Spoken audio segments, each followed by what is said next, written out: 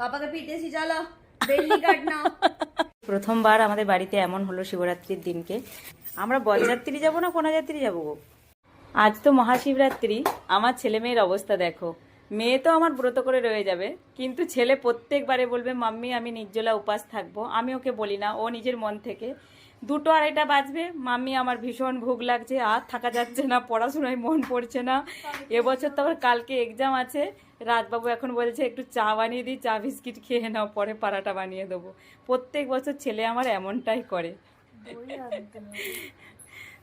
মনের মধ্যে ইচ্ছে, কিন্তু পেট কথা শুনছে না।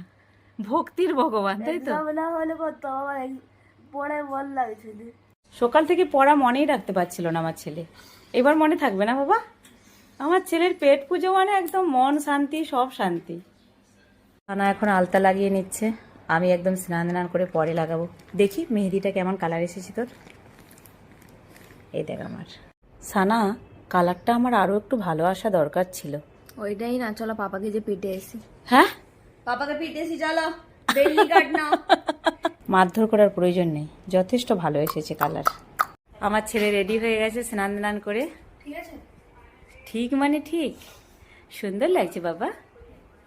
সত্যি বাড়িতে একটা মেয়ে থাকলে না বাড়িটা পুরো ঝলমল করে। পায়ে আলতা পড়েছে বলে ঢং দেখো, একবার পাপাকে দেখাচ্ছে, একবার ভাইকে দেখাচ্ছে, ওই ঢং করছে। আমার এই দুটো ছানা দুজন দুজনকে এত হিংসে করে, আবার দুজন দুজনকে সব থেকে বেশি ভালোবাসে।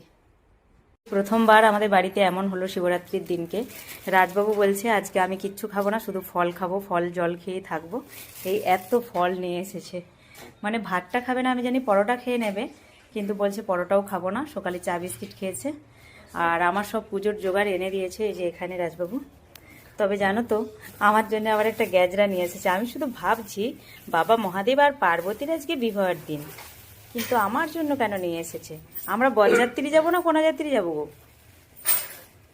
এই যে সকালে সব 100 টাকা করে ছিল আগে। এখন বাজে সন্ধ্যে 6:10।